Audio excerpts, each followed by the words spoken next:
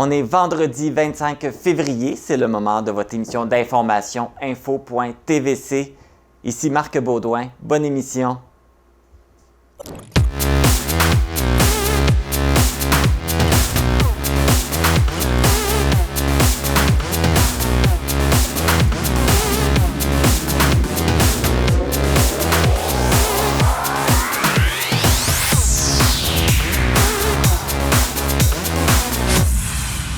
Bonjour à tous et à toutes et merci d'être fidèles au rendez-vous à chaque semaine. Voici maintenant les statistiques de la COVID-19 de la semaine pour la vallée de la Matapédia. On recense 55 nouveaux cas cette semaine. On est rendu maintenant à un total de 1317 cas depuis le début de la pandémie et présentement 95 cas sont toujours actifs. Une nouvelle mesure sanitaire sera retirée dès le 7 mars. Les élèves des écoles primaires et secondaires n'auront plus à porter le masque en classe en raison de l'évolution favorable de la situation épidémiologique au Québec.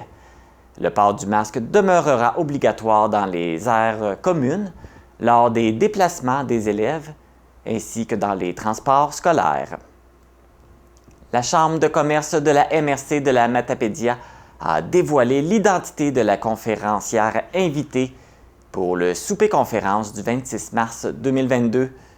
Il s'agit de Nancy Perron, cofondatrice de la Maison Lavande. La conférence s'intitulera « Faire sa place comme entrepreneur ». Que vous soyez membre ou non membre, il est possible d'acheter vos billets par l'entremise du site Internet de la Chambre de commerce de la MRC de la Matapédia, dont vous voyez l'adresse au bas de l'écran. Le milieu sportif matapédien est en deuil. L'Amkouen Jean-Louis Lavoie, qui a contribué à bâtir le hockey mineur vallée de la Matapédia tel qu'on le connaît aujourd'hui, s'est éteint vendredi dernier à l'âge de 71 ans. En plus de son implication au sein de l'association de hockey, il a connu une brillante carrière sportive comme ancien porte-couleur des As d'Amkoui.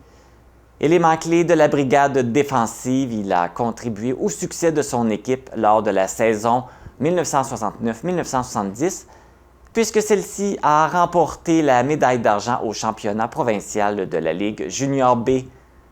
Pour cette même saison, Jean-Louis Lavoie a reçu le trophée du défenseur de l'année de la Ligue Junior régionale. Quelques années plus tard, les As d'Amkoui sont ressortis grands vainqueurs du championnat de la Ligue North Shore pour la saison 1972-1973. Tout le personnel de la TVC de la Matapédia tient à offrir ses condoléances à toute la famille et à l'entourage de M. Lavoie. Restons dans le sujet du hockey. La semaine dernière, on vous avait annoncé le match opposant le bar laser de Causa-Abscale et Bois BSL de Montjoly. Mais suite à un bris à l'aréna Gérard Duchesne de Causa-Abscale, le match a été reporté à ce dimanche 27 février à 15 h. Ce samedi à 20 h, l'équipe matapédienne reçoit le Nordais de la Haute-Gaspésie.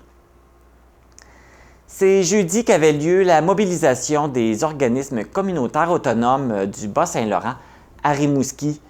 Dans le cadre de la campagne nationale « Engagez-vous pour le communautaire » et sous le thème « Carton rouge pour la CAQ », plusieurs organismes de la vallée de la Matapédia ont participé à cette journée de mobilisation. Les organismes demandent au gouvernement Legault de tenir ses promesses et d'offrir un meilleur soutien et une meilleure reconnaissance aux organismes communautaires qui attendent depuis longtemps des actions structurantes de la part du gouvernement. La TVC était présente et une émission spéciale de Info.tvc Express vous sera présentée à ce sujet à compter de mardi. Aujourd'hui à l'émission, on vous parle de cette consultation publique qui est en cours actuellement concernant le plan d'aménagement spécial de récupération de bois affecté par la tordeuse des bourgeons de l'Épinette pour la région du Bas-Saint-Laurent. On revient sur le résultat du solde migratoire de la Matapédia qui vit pour une troisième année consécutive un bilan positif. Cet été, on devrait assister à l'ouverture du parcours aventure en Via Ferrata aux Chutes à Philomène.